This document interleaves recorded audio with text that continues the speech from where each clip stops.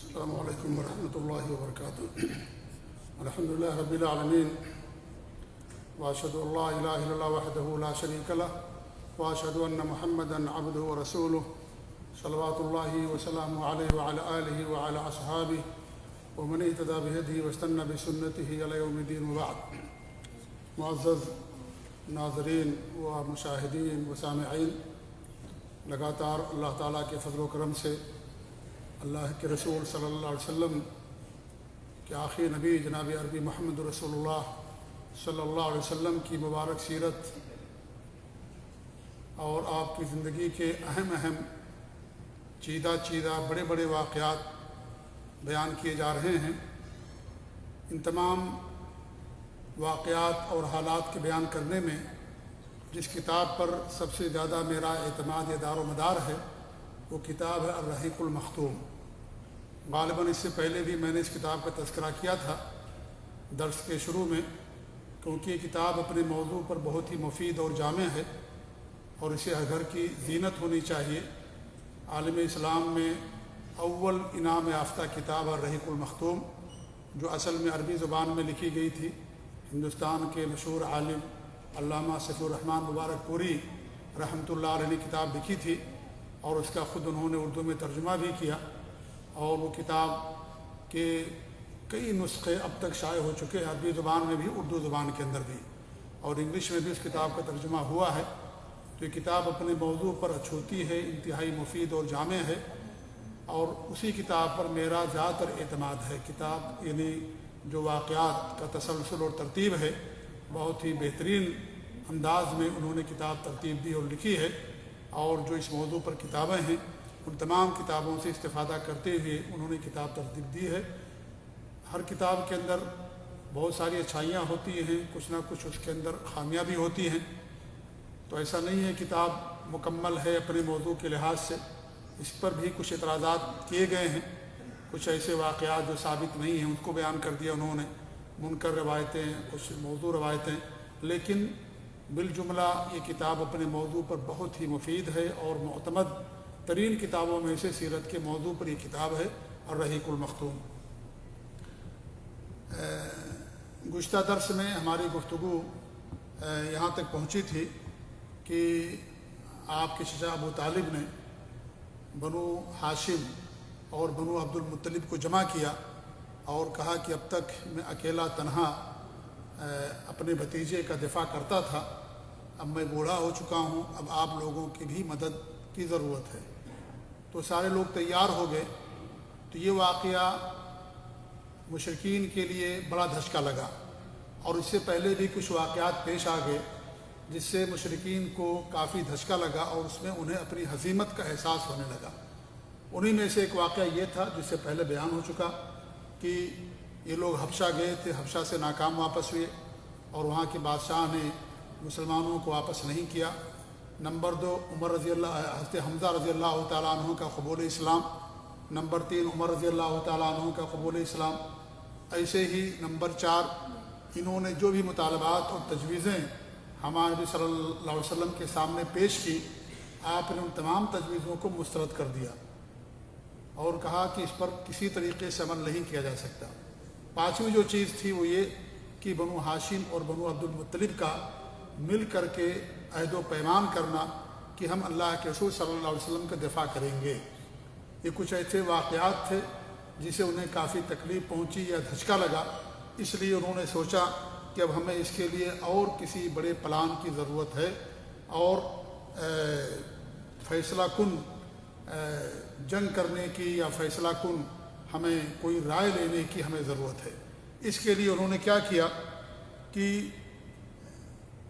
جو قبیلے تھے بنو ہاشم اور بنی عبد المطلب کو چھوڑ کر کے سارے قبیلے کے لوگ اکٹھا ہوئے اور انہوں نے کہا کہ اب ہم ان کا مکمل بائیکاٹ کرتے ہیں، کہ ان کا اللہ کے رسول صلی اللہ علیہ وسلم کا، آپ کے تمام صحابہ کا، اور اس طریقے سے بنو ہاشم اور بنو عبد المطلب، بنو ہاشم بنو عبد المطلب میں جو مسلمان تھے وہ بھی اور جو کافر تھے وہ بھی، سب کے بائیکاٹ کا انہوں نے اعلان کیا کہ ہم ان سے لین دین نہیں کریں گے، شادی بیاہ نہیں کریں گے، ان سے بات چیت نہیں کریں گے اور تجارت نہیں کریں گے، ہر طرح کا مکمل بائیکاٹ کا انہوں نے اعلان کیا، اور اس کے لیے باقاعدہ انہوں نے صحیفہ لکھا، عہد نامہ لکھا۔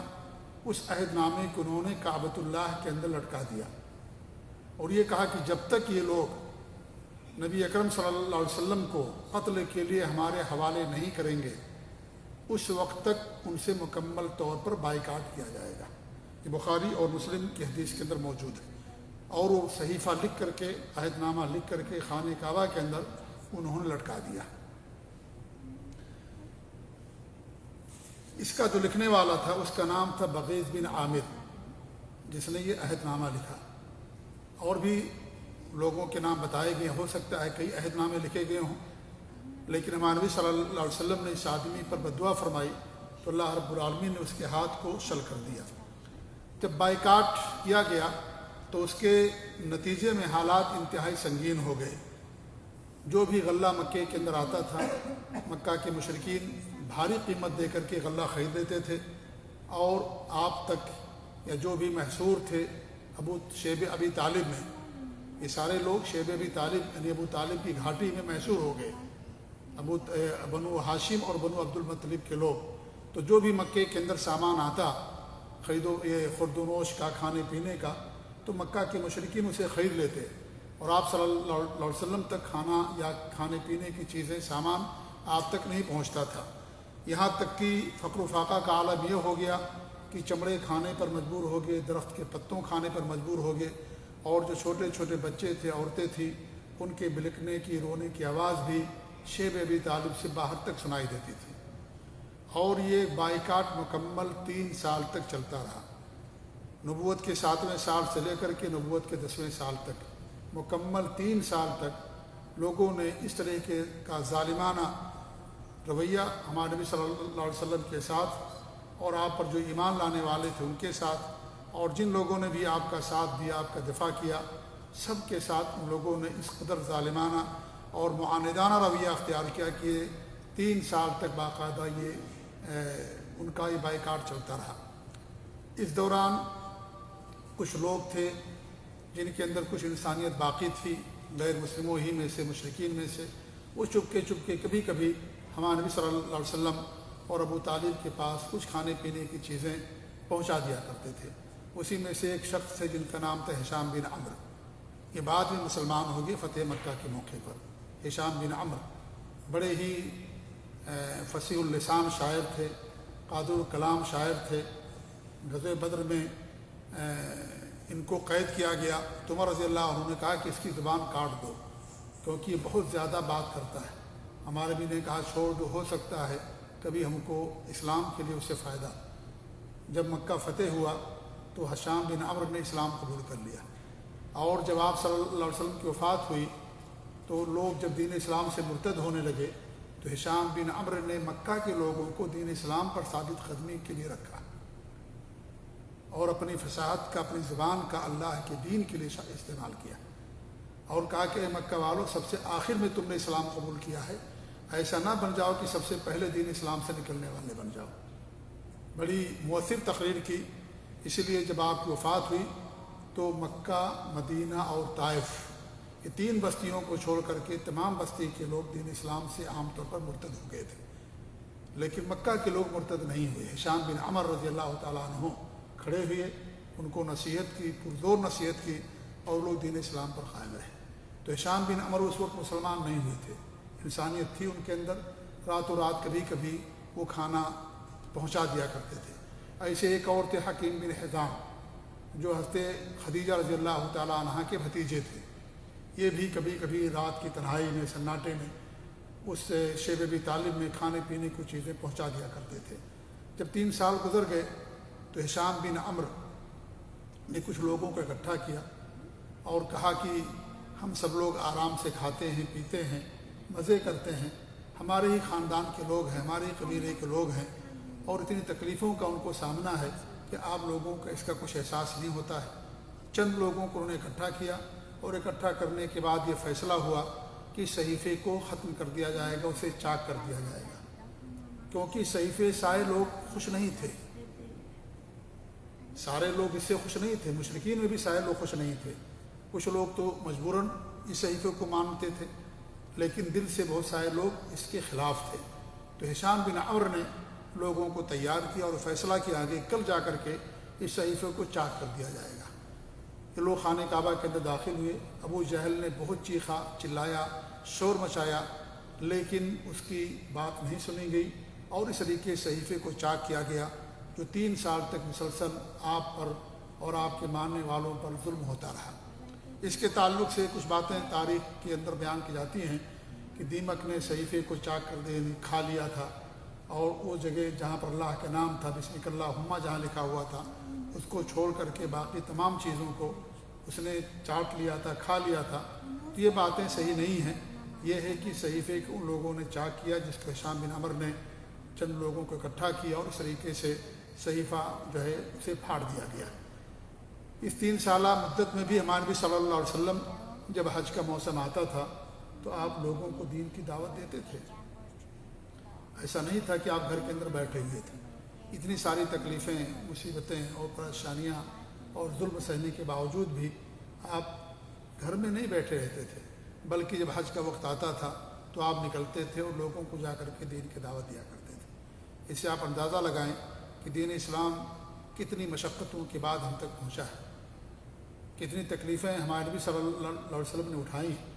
اور ایسا نہیں صرف مکے کے اندر، مکہ سے ہجرت کرنے کے بعد جب مدینہ پہنچے تو مدینہ میں بھی مکہ کے مشرکین نے آپ کو چین و سکون کے ساتھ رہنے نہیں دیا، آپ کے ساتھ جنگیں کی، اور کتنے حالات آئیں گے انشاءاللہ اگر زندگی باقی رہی تو اندازہ ہوگا کہ آپ صلی اللہ علیہ وسلم نے کتنی تکلیفیں اٹھائیں، کتنا صبر کیا اللہ تعالیٰ کے دین کی اشاعت کے لیے اور اس کو لوگوں تک پہنچانے کے لیے۔ اس طریقے سے آپ پر جو ایمان لائے صحابہ کرام، ان کے ایمان کو داد دینی پڑے گی کہ کس قدر ان کے اندر ایمان پختہ تھا، یقین اللہ کی ذات پر، آپ کی رسالت پر، آخرت پر۔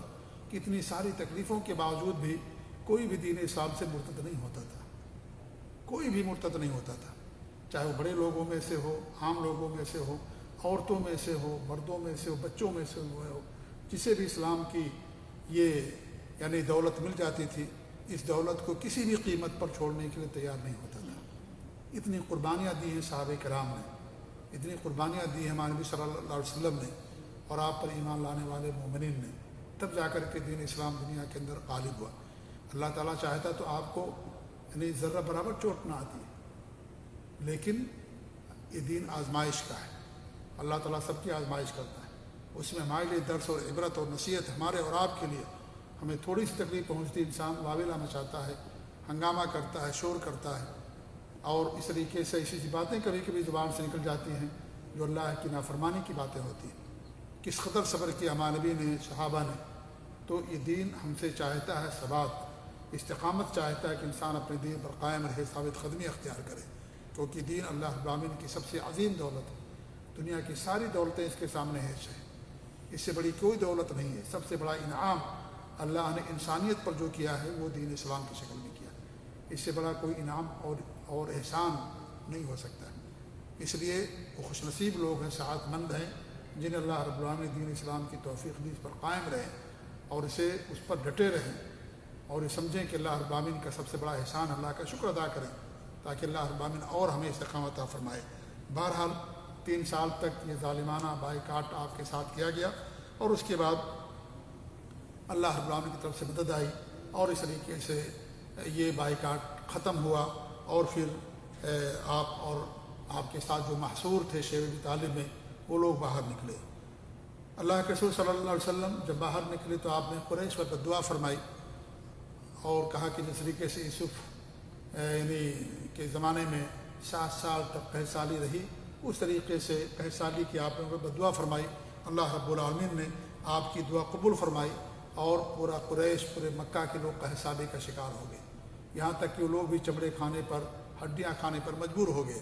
ابو سفیان جو اس وقت مسلمان نہیں ہوئے تھے، ہمارے نبی کی خدمت میں تشریف لائے اور رشتہ داری کا واسطہ دے کر کے اللہ تعالیٰ سے دعا کی درخواست کرنے لگے کہ آپ اللہ سے دعا کر دیں کہ اللہ تعالیٰ اس فقر و فاقہ کو اور اس قحط سالی کو دور کر دے۔ آپ کا دل نرم پڑ گیا اور آپ نے ان لوگوں کے لیے دعا کی تو اللہ رب العالمین نے قحط سالی کو ختم کر دیا، بارش ہوئی اور اس طریقے سے ساری پریشانیاں دور ہو گئیں۔ عبداللہ بن مسعود رضی اللہ عنہ فرماتے ہیں کہ جب قریش نے اللہ کے رسول صلی اللہ علیہ وسلم کی نبوت کا انکار کیا تو آپ نے ان پر قحط کی بد دعا فرما دی. وہ اتنی تنگی کا شکار ہو گئے کہ ہڈیاں کھانا شروع کر دیا. آدمی آسمان کی طرف نظر اٹھاتا تو دھواں ہی دھواں نظر آتا، یعنی بارش کے آثار کچھ بھی نہیں تھے. جس پر اللہ تعالیٰ نے آیت نازل فرمائی فارتقب یوم تأتی السماء بدخان مبین یغشی الناس ھذا عذاب علیم. اس سورۃ دخان کی آیت ہے کہ آپ اس دن کے منتظر رہیں جب کہ آسمان ظاہر دھواں لائے گا جو لوگوں کو گھیر لے گا، یہ دردناک عذاب ہے. یعنی اس آیت کریمہ کے ایک معنی لوگوں نے دوسرا بیان کیا ہے مفسرین نے کہ قیامت سے متعلق ہے. یہ عبداللہ بن مسعود نے فرمایا کہ نہیں، جو ہمارے نبی نے بد دعا کی تھی اس سے متعلق ہے. اور آسمان کی طرف لوگ دیکھتے تھے للچائی ہوئی نظروں سے کہ بارش ہو، لیکن آسمان سے کوئی بارش نہیں ہوتی تھی، دھواں ہی دھواں نظر آتا تھا. اس طریقے سے ایک قبیلہ تھا قبیلہ مضر، وہ بھی یعنی آپ نے ان کے لیے باقاعدہ بارش کی دعا کی. وہ بھی تباہ یعنی برباد ہو چکے سمجھ لیجیے قحط سالی کے نتیجے میں. تو آپ نے باقاعدہ ان کے لیے دعا فرمائی جس کی وجہ سے خوب بارش ہوئی. اور جب دوبارہ فراوانی ہونے لگی تو پھر یہ سارے لوگ مکہ کے مشرکین اپنے پرانے حال پر لوٹ آئے. یعنی آپ کو تکلیف دینا، صحابہ کو تکلیف پہنچانا، آپ کی نبوت کا انکار کرنا، آپ کا مذاق اڑانا، جو ان کا دیرینہ معمول تھا اسی معمول پر لوگ واپس آ گئے. بائیکاٹ کے بعد آپ صلی اللہ علیہ وسلم جب باہر آئے تو آپ نے لوگوں کو دین کی دعوت دینا شروع کیا کھل کر کے. اور ابو طالب آپ کا دفاع کرتے تھے، آپ کا ساتھ دیتے تھے. مکہ کے مشرکین نے آپ سے معجزات کا مطالبہ کرنا شروع کر دیا اور کہا کہ اگر آپ سچے نبی ہیں تو یہ جو صفا پہاڑی آپ اس کا سونا کا بنا دیں تو ہم آپ پر ایمان لے آئیں گے. تو ہمارے نبی نے کہا کہ کیا واقعی تم ایمان لے آؤ گے؟ انہوں نے کہا کہ ہم ضرور ایمان لے آئیں گے. تو ہمارے نبی صلی اللہ علیہ وسلم نے اللہ تعالیٰ سے دعا کی. جبریل امین تشریف لائے اور وہ گویا ہوئے، کہنے لگے کہ تمہارا رب تمہیں سلام عرض کرتا ہے اور کہتا ہے کہ اگر آپ چاہیں تو صفا پہاڑی کو میں سونے کا بنا دوں، لیکن اس کے بعد جو کفر کرے گا اسے ایسا دردناک عذاب دیا جائے گا کہ دنیا میں ویسا عذاب میں نے کسی کو نہیں دیا. اور اگر آپ چاہیں تو ان کے لیے توبہ اور رحمت کا دروازہ میں ہمیشہ کے لیے کھول دوں. تو ہمارے نبی نے فرمایا کہ میں توبہ اور رحمت کا دروازہ چاہتا ہوں. یہ حدیث مسند احمد کی ہے، صحیح حدیث ہے. سلسلہ صحیحہ میں اس دور کے عظیم مجدد امام البانی رحمۃ اللہ علیہ اس کو صحیح قرار دیا، کیونکہ آپ بڑے رقیق القلب انسان تھے، بڑے نرم دل انسان تھے. اور آپ کے سامنے مکہ کی ہردرمی موجود تھی، مکہ کی سرکشی، ان کا عناد اور ظلم اور تعدی، اور آپ کو اس بات کا مکمل اندازہ تھا کہ لوگ اس پر بھی ایمان لے کر کے نہیں آئیں گے اور جس کی وجہ سے پورے لوگ تباہ و برباد کر دیے جائیں گے. تو آپ کی رحمت آپ پر غالب آ گئی اور آپ نے یہ کہا کہ نہیں، ہمارے لیے رحمت اور توبہ کا دروازہ آپ نے پسند کیا. اسی لیے قیامت تک رحمت اور توبہ کا دروازہ اللہ رب العالمین نے کھول رکھا ہے. ہاں، جب سورج مشرق کے بجائے مغرب سے طلوع ہو جائے گا تو توبہ کا دروازہ بند کر دیا جائے گا.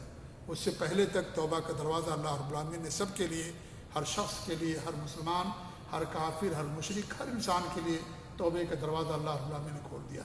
یہ اللہ تعالیٰ کی رحمت ہے اور ہمارے نبی صلی اللہ علیہ وسلم کی بھی رحمت، کیونکہ آپ ساری کائنات کے لیے رحمت للعالمین بنا کر کے بھیجے گئے. آپ جہاں مسلمانوں کے لیے رحمت، کافروں کے لیے بھی رحمت ہے، سب کے لیے رحمت ہے، جانوروں کے لیے رحمت، پوری دنیا والوں کے لیے رحمت بنا کر کے آپ بھیجے گئے. تو یہ آپ کی رحمت کا تقاضا اور نتیجہ تھا کہ آپ نے اسے قبول کیا کہ رحمت اور توبہ کے دروازے کو میں چاہتا ہوں کہ اللہ تعالیٰ ان کے لیے کھول کر کے رکھے. لیکن انہوں نے آپ سے کچھ نشانی مانگی اور معجزہ کا مطالبہ کیا اور کہا کہ اگر آپ چاند کو دو ٹکڑے کر کے دکھا دیں تو ہم آپ پر ایمان لے آئیں گے. اور اللہ کے رسول صلی اللہ علیہ وسلم نے چاند کی طرف اشارہ کیا تو چاند کے 2 ٹکڑے ہو گئے اور لوگوں نے حرا پہاڑی، جو حرا پہاڑی ہے، اس پہاڑی کے درمیان، دونوں ٹکڑوں کے درمیان حرا پہاڑی کو دیکھا. یعنی چاند کے 2 ٹکڑے اللہ رب العالمین نے آپ کے لیے معجزے کے طور پر کر دیا. یہ صحیح بخاری اور صحیح مسلم کی روایت ہے اور اللہ رب العالمین نے قرآن کریم میں بھی اس کا بیان کیا ہے، اس نشانی کا کہ وانشق القمر، کہ چاند کے 2 ٹکڑے ہو گئے. تو یہ نشانی دیکھنے کے باوجود بھی لوگوں نے اسلام نہیں قبول کیا. اسی لیے ہمارے نبی نے رحمت اور توبہ کے دروازے کو پسند کیا. انہیں معلوم تھا کہ بڑے سرکش لوگ ہیں، اتنی آسانی سے لوگ اسلام قبول نہیں کریں گے، اسی لیے آپ نے ان رحمت اور توبے کے دروازے کو پسند کیا، اور نشانی بھی تھی، بڑی نشانی ہمارے نبی صلی اللہ علیہ وسلم نے دکھائی، لیکن اس کے باوجود بھی انہوں نے اسلام قبول نہیں کیا۔ اور آپ کے لیے سب سے بڑے جو معجزہ اللہ نے عطا فرمایا وہ تو آپ اللہ تعالیٰ کی کتاب قرآن مجید ہے، جو چیلنج ہے ان کے لیے، مکہ کے لیے، مشرکین کے لیے، جو عرب کے لوگ تھے جنہیں اپنی فصاحت اور بلاغت پر ناز تھا، لیکن قرآن جیسی ایک آیت بھی وہ لانے سے رہے۔ تو ساری نشانیاں اللہ رب العالمین نے دی، معجزات عطا فرمائے، اور یہ ایسا معجزہ ہے آپ کا جو قیامت تک باقی رہنے والا ہے قرآن کی شکل میں، لیکن اس کے باوجود بھی انہوں نے اسلام کو قبول نہیں کیا۔ اسی دوران ایک واقعہ پیش آیا، اور واقعہ یہ تھا کہ ہمارے نبی صلی اللہ علیہ وسلم کے زمانے میں دو بڑی طاقتیں تھیں، ایک فارس کی یعنی ایران کی۔ فارسی جو تھے آتش پرست تھے، مجوسی تھے، اور مکہ کے مشرکین ان سے زیادہ ان کو لگاؤ تھا، اس لیے کہ ان کے پاس کوئی آسمانی کتاب نہیں تھی، آخرت پر بھی وہ لوگ ایمان نہیں رکھتے تھے۔ مکہ کے مشرکین کا بھی یہی حال تھا، ان کے پاس بھی کوئی آسمانی کتاب نہیں تھی، بعث بعد الموت پر، آخرت پر ان کا کوئی ایمان نہیں تھا۔ تو ان کی ساری جو ہمدردیاں فارس کے لیے تھی۔ اور ایک دوسری طاقت تھی روم کی۔ روم یہ اہل کتاب تھے، یعنی نصارہ تھے، ان کے پاس کتاب تھی آسمانی، اگرچہ انہوں نے اس کے اندر تحریف کر دیا تھا، لیکن عیسیٰ علیہ السلام پر ایمان لانے والے لوگ تھے، تو مسلمان کا جھکاؤ ان کی طرف تھا، روم کی طرف۔ واقعہ یہ ہوا کہ ان دونوں کی آپس میں جنگ ہوئی، تو جنگ میں فارس کو روم پر غلبہ مل گیا اور روم کو شکست ہو گئی۔ تو جو مشرکین تھے انہیں بڑی خوشی ہوئی، بہت خوش ہوئے، کیونکہ انہی کے عقیدے جیسے لوگوں کو اہل کتاب پر کامیابی اور فتح ملی تھی، مسلمان کو تکلیف پہنچی، انہیں غم پہنچا۔ اسی موقع پر اللہ رب العالمین نے سورہ روم کے اندر کچھ آیتیں اتاری، جس میں اللہ رب العالمین نے خوشخبری دی کہ آج روم تو مغلوب ہو گئے ہیں، لیکن چند سالوں میں انہیں دنیا کے اندر زمین میں غلبہ ملے گا۔ یہ آیت کریمہ اللہ رب العالمین نازل فرمائی، الف لام میم غلبت الروم فی ادنی الارض وهم من بعد غلبهم سیغلبون فی بضع سنین۔ چند سالوں کے اندر اللہ تعالیٰ ان کو غلبہ دے گا، اس وقت مسلمانوں کو خوشی ہوگی۔ اس سے ہمیں درس ملتا ہے کہ اگر کوئی بڑا دشمن ہو، کوئی چھوٹا دشمن ہو، تو انسان چھوٹے دشمن کو جو ہے قبول کرتا ہے، یا کہیں بڑی پریشانی ہے، چھوٹی پریشانی ہے، تو انسان بڑی پریشانی کے مقابلے میں چھوٹی پریشانی یا حکمت اور دانش مندی کا تقاضا ہے کہ انسان اسے قبول کر لے۔ انسان کے ہاتھ کاٹنا، اگر ہاتھ نہیں کاٹیں گے پورا زہر جسم کے اندر پھیل جائے گا، انسان کی موت ہو جائے گی، انسان اپنا ہاتھ کٹوا لے، یہ دانش مندی کا تقاضا ہے۔ بڑی مصیبت سے بچنے کے لیے چھوٹی مصیبت۔ تو اللہ نے فرمایا کہ اس وقت مسلمانوں کو خوشی ہوگی۔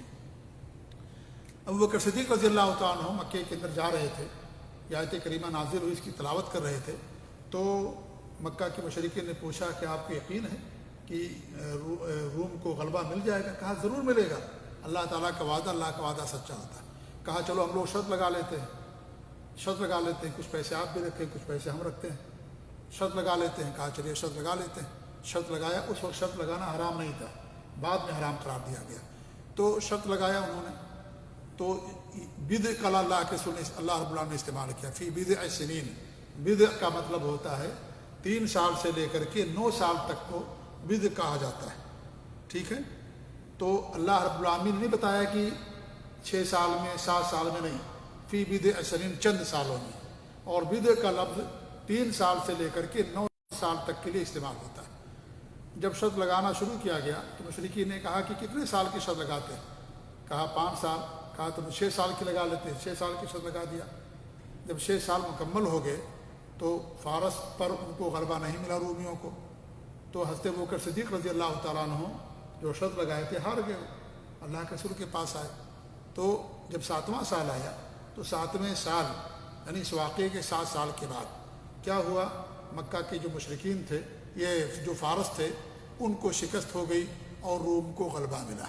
اس وقت مسلمانوں کو بڑی خوشی ہوئی کہ چلو اہل کتاب ہیں، گرچہ وہ بھی ہمارے دشمن ہیں، وہ بھی کافر و مشرک ہیں، لیکن ان کے مقابلے میں یہ تھوڑا نرم ہیں یا آسان ہیں، کیونکہ حبشہ جو تھا وہاں کے لوگ بھی نصرانی ہی تھے، حبشہ ہی میں مسلمان لوگ جا کر کے پناہ لیے ہوئے تھے، تو اس وجہ سے ان لوگوں کو خوشی ہوئی۔ تو جب یہ واقعہ پیش آیا تو کافی تعداد میں لوگ مسلمان ہوئے۔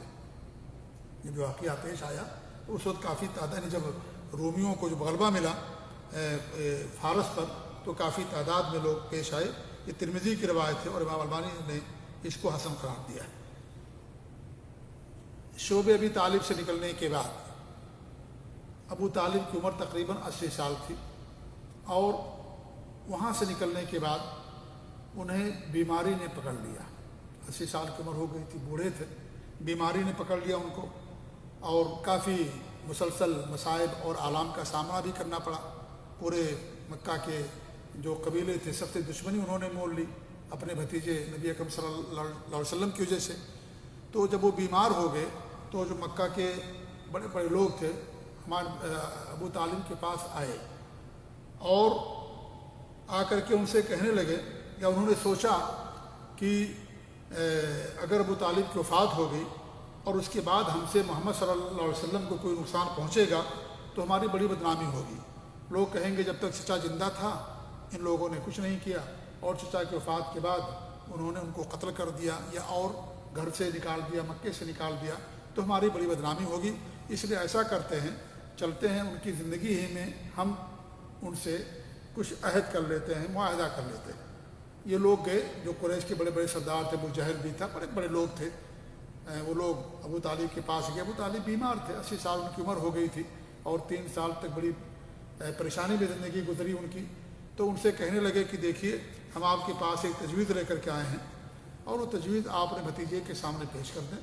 اگر ہماری تجویز قبول کر لیتے ہیں تو پھر ہمارا ان کا کوئی وہ نہیں رہے گا مسئلہ. تجویز کیا تھی؟ تجویز یہ تھی کہ وہ ہمارے دین میں مداخلت نہ کرے، ہم ان کے دین میں مداخلت نہیں کریں گے. ہمارے دین میں مداخلت نہ کریں، کچھ نہ کہیں. ہم جن کو پوچھتے ہیں بتوں کو اور اپنے خداؤں کو، ان کو کچھ نہ کہیں، وہ ہم ان کے دین کے بارے میں کچھ نہیں کہیں گے، کسی پر کوئی ظلم نہیں کریں گے، اور اس طریقے سے ہمارا معاملہ ختم ہو جائے گا، رفع دفع ہو جائے گا. ابو طالب نے نبی اکرم صلی اللہ علیہ وسلم کو بلایا اور کہنے لگے کہ بھتیجے یہ قریش کے مکہ کے معزز لوگ ہیں اور بڑی بڑی ہستیاں ہیں، وہ آپ ہی کے لیے ہمارے پاس آئے ہیں اور اس طرح کی تجویز وہ رکھ رہے ہیں. اور ان کی تجویز یہ ہے کہ آپ ان کے دین کے بارے میں کچھ نہ کہیں، کچھ نہ مداخلت کریں، جو بھی کرتے ہیں بت پوجے جو بھی کریں، اور یہ لوگ بھی آپ کو کچھ نہیں تکلیف پہنچائیں گے اور کچھ آپ کو نہیں کہیں گے. ظاہر بات ہے اس میں مشرکین مکہ کی بھی شکست تھی. ابھی تک مکہ کے مشرکین تو آپ کے قتل سے کم پر آمادہ نہیں تھے، اور صحابہ کرام کو تکلیف اور ظلم دینے سے کم پر آمادہ نہیں تھے. لیکن ان کا یہ کہنا کہ اب آپ کی بات ہم آپ سے کچھ نہیں کہیں گے، آپ اپنے دین پر رہو، اپنے دین پر رہیں گے، لیکن آپ ہمارے دین کو برا نہ کہو، اور جن بتوں کی ہم پوچھتے ہیں ان کو، ان کے نقصانات کو، ان کی مجبوریوں کو، اور ان کے جو ہے یعنی کہ ان کے ہاتھ میں کچھ نہیں ہے، ان چیزوں کو تم نہ بیان کرو. تو ہمارے نبی صلی اللہ علیہ وسلم نے کہا کہ اگر میں تمہیں ایک بات بتاؤں، اگر تم لوگ اس بات کا اقرار کر لو تو تم عرب و عجم کے مالک ہو جاؤ گے. کہا کیا؟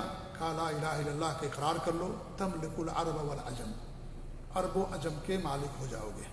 جب آپ نے بات ان کے سامنے رکھی تو انہوں نے کہا کہ بھئی انہوں نے تو سارے معبودوں کے ایک معبود بنا دیا. وہ ہم سے کہتے ہیں کہ ہم صرف اللہ کی عبادت کریں اور اپنے دیگر جو ہمارے معبودان ہم کو چھوڑ دیں، کہ نہیں ہو سکتا ہے. یہ کہہ کر کے سارے لوگ اٹھ گئے وہاں سے.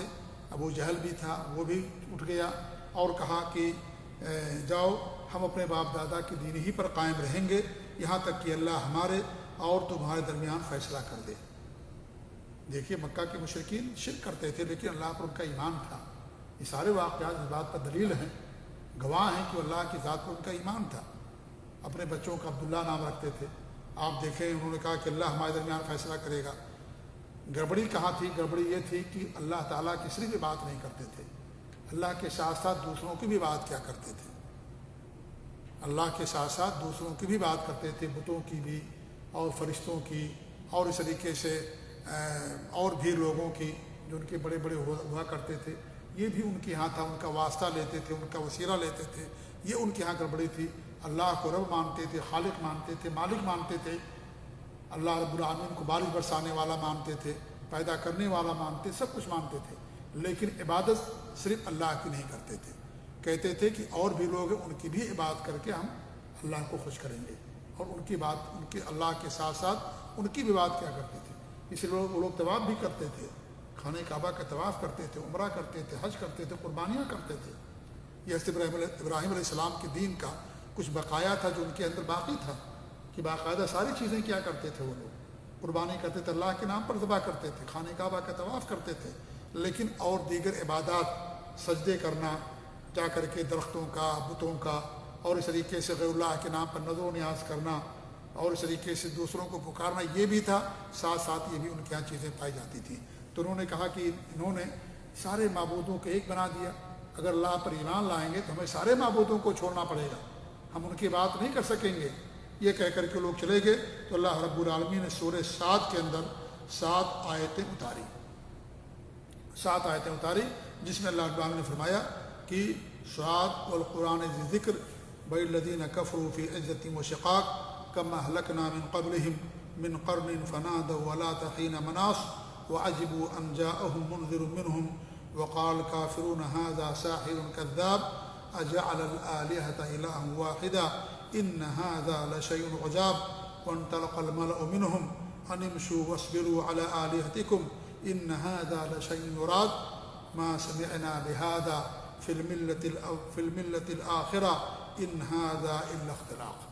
یہ سورہ صاد کی شروع کی 7 آیتیں ہیں، اس کا ترجمہ یہ ہے کہ صاد اس نصیحت والے قرآن کی قسم کفار غرور اور مخالفت میں پڑے ہوئے ہیں، ہم نے ان سے پہلے بھی بہت سی امتوں کو تباہ و برباد کر ڈالا، انہوں نے ہر چند چیخ و پکار کی لیکن وہ وقت چھٹکارے کا نہ تھا، اور کافروں کو اس بات پر تعجب ہوا کہ انہی میں سے ایک انہیں ڈرانے والا آ گیا، انہیں اس بات پر تعجب ہوا کہ انہی میں سے ایک ڈرانے والا آ گیا، اور کہنے لگے کہ تو جادوگر اور جھوٹا ہے، کیا اس نے اتنے سارے معبودوں کو ایک ہی معبود بنا ڈالا؟